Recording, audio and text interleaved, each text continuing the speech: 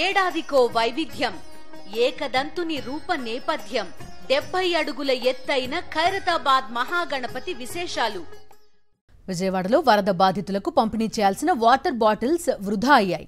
శివశక్తి నగర్ వైఎస్ఆర్ కాలనీలో వందల water bottles ని బురదలో పడేశారు.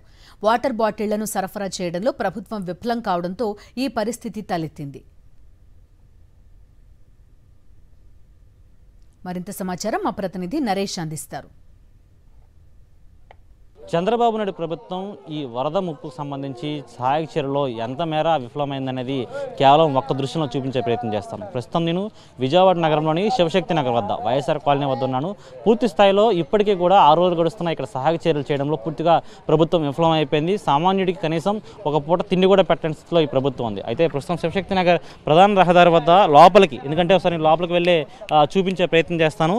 పూర్తిగా కూడా లోపల మోకాల్లోతు నీరు ఉంటుంది. ఆ మోకాల్లోతు నీరు ఉన్న ప్రాంతంలో ఈ ఏవైతే సహాయ చర్యల్లో భాగంగా ముందుగా నిత్యావసర సరుకుల్లో భాగంగా అత్యంత ముఖ్యమైనది వాటర్. ఈ వాటర్ సప్లై చేస్తామని ప్రభుత్వం తీసుకొచ్చి అసలు సామాన్యుడి వరకు వెళ్లకుండా, ఎవరైతే ముంపు ప్రాంతాలు చిక్కుకున్నారో వారి వరకు వెళ్లకుండానే ఈ విధంగా గుట్టలుగా ఈ వాటర్ బాటిల్స్ అన్ని కూడా పడేసిన దృశ్యాలు కనిపిస్తున్నాయి. చూస్తున్నాం అనేక కేసులు, చాలా వరకు చూస్తున్నాం ఎన్ని వందల సంఖ్యలో వాటర్ బాటిల్ ఇక్కడ కనిపిస్తున్నాయి అనేది.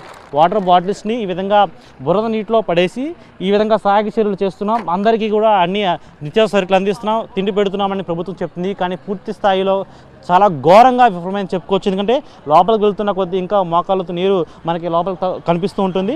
ఇలాంటి చోట ఈ విధంగా పూర్తిగా కూడా వాటర్ బాటిల్స్ని గుట్టలుగా పడేసి ప్రభుత్వం అయితే చాలా అలసత్వంగా వ్యవహరిస్తుంది.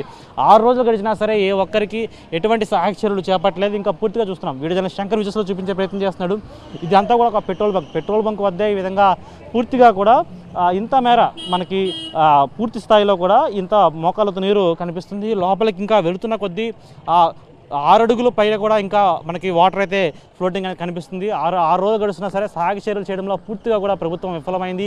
ఇంకా ఆహార పొట్లాలు, అదేవిధంగా వాటర్ బాటిల్స్, నిత్యావసర సరుకులు ఏవైతే ఉంటాయో అవి బయట నుంచి చాలా స్వచ్ఛంద సంస్థ తీసుకొచ్చినప్పటికీ ప్రభుత్వం వాటిని సప్లై చేయడంలో చాలా ఘోరంగా విఫలమైంది.